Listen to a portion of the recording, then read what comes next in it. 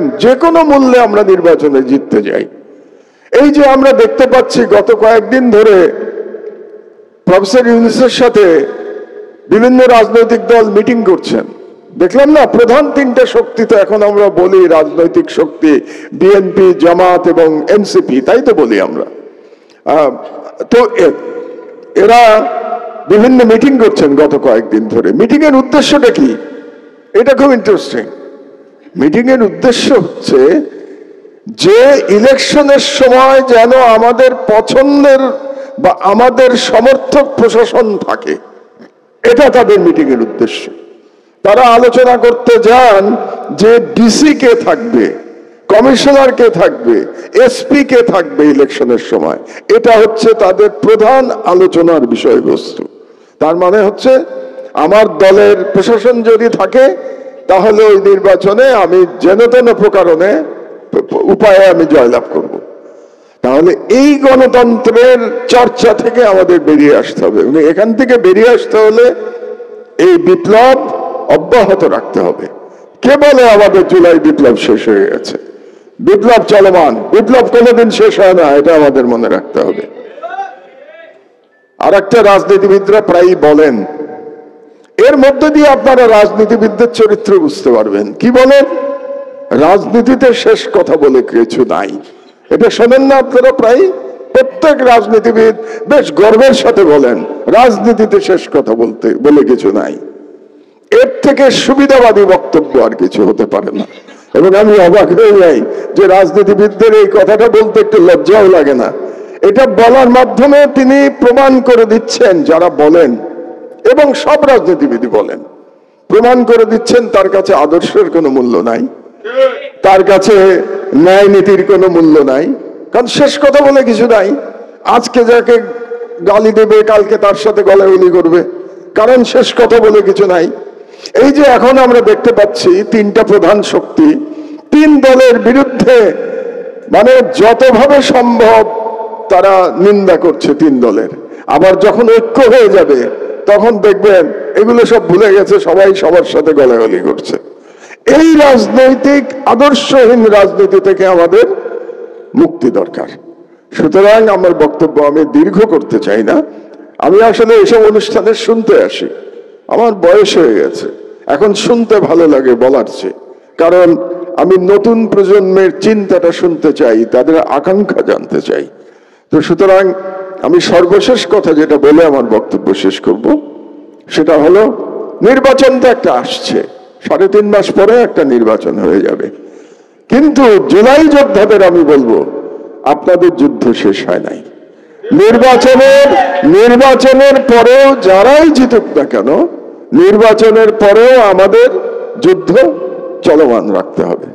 কারণ নির্বাচনের পরেই যে সবাই গণতান্ত্রিক সব তারা মেনে নেবেন, তারা ভিন্ন মত মেনে নেবেন, তারা সমালোচনা মেনে নেবেন, এরকম ভাববেন না। এখানে মিডিয়ার অনেক আমার সহকর্মীরা আছেন, আপনাদেরকে আমি সাবধান করে দিচ্ছি। গত 15 বছর বাংলাদেশের মিডিয়া বেশিরভাগ শেখ হাসিনাকে তোষণ করেছে।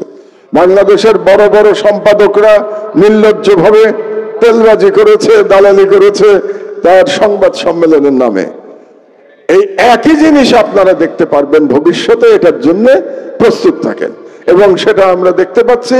এবং যেভাবে শেখ হাসিনার আমলে ভিন্ন মতাবলম্বীদের বিভিন্ন জুলুমের মোকাবেলা করতে হয়েছে, আমি অন্তত ব্যক্তিগতভাবে প্রস্তুত যে আগামী সরকারের সময়ও ভিন্ন মতাবলম্বীদের এভাবেই লড়াই করে যেতে হবে, যদি আপনি মাথা উঁচু করে থাকতে চান। আর যদি সারেন্ডার করেন এস্টাবলিশমেন্টের কাছে তাহলে ভিন্ন আলোচনা। সুতরাং যে বিপ্লব 2024 সালে আমাদের শুরু হয়েছে, সেই বিপ্লব ফেব্রুয়ারি মাসের, ধারণা করছি ফেব্রুয়ারি মাসেই নির্বাচন হবে, শুধু ধারণা না, আমি আশাবাদী সেই নির্বাচনের পরেও আমাদের লড়াই আমাদের চালিয়ে যেতে হবে। চিঠিটা পড়ছি আমি। মা, আমি মিছিলে যাচ্ছি, নিজেকে আর আটকিয়ে রাখতে পারলাম না। সরি আব্বুজান, তোমার কথা অমান্য করে বের হলাম। স্বার্থপরের মতো ঘরে বসে থাকতে পারলাম না। আমাদের ভাইরা আমাদের ভবিষ্যৎ প্রজন্মের জন্য কাফনের কাপড় মাথায় বেঁধে রাজপথে নেমে সংগ্রাম করে যাচ্ছে, অকাতরে নিজেদের জীবন বিসর্জন দিচ্ছে। একটি প্রতিবন্ধী কিশোর, 7 বছরের বাচ্চা, ল্যাংড়া মানুষ যদি সংগ্রামে নামতে পারে, তাহলে আমি কেন বসে থাকবো ঘরে? একদিন তো মরতেই হবে, তাই মৃত্যু ভয় করে স্বার্থপরের মতো ঘরে বসে না থেকে সংগ্রামে নেমে গুলি খেয়ে বীরের মতো মৃত্যু অধিক শ্রেষ্ঠ। যে অন্যের জন্য নিজের জীবন বিলিয়ে দেয়, সেই প্রকৃত মানুষ। আমি যদি বেঁচে না ফিরি, তবে কষ্ট না পেয়ে গর্বিত হয়ে জীবনের প্রতিটি ভুলের জন্য ক্ষমা চাই। এই চিঠিটা যে লিখেছিল তার নাম আনাস, একজন কিশোর ছিল। তাহলে কেন আনাস জীবন দিয়েছিল? তার আদর্শ কি ছিল? সে কি ক্ষমতার হস্তান্তরের জন্য জীবন দিয়েছিল? ক্ষমতার হস্তান্তরের জীবন দেয় নাই। শুধু রেজিম চেঞ্জের জন্য আনাস এমন চিঠি লিখে রেখে সত্যি সত্যি শহীদ হয়ে যায় নাই। সে বলেছিল তার ভাইদের কথা, যারা ভবিষ্যৎ প্রজন্মের জন্য জীবন দিচ্ছে। তার মানে আনাসের কাছে জীবন দেওয়ার অর্থ ছিল ভবিষ্যৎ প্রজন্মের জন্য একটি আদর্শ রাষ্ট্র গঠন করে জীবন দিতে চেয়েছিল। তার মানে সেই আদর্শ রাষ্ট্র এবং মানুষের অধিকার প্রতিষ্ঠা করাটাই আনাসের ওই কিশোর বয়সে তার মনে হয়েছিল। এটার জন্যই বোধহয় জীবনের সর্বোচ্চ ত্যাগটা করা যেতে পারে। আমরা বোধহয় সেখান থেকে অনেক দূর সরে এসেছি মাত্র 14 মাসের মধ্যে। এটা দুর্ভাগ্যজনক। এবং আনাসের চিঠিটা আমি যে পড়লাম, যে আদর্শের কারণে আনাস এরকম একটি চিঠি নিয়ে লিখে শহীদ হয়েছিল।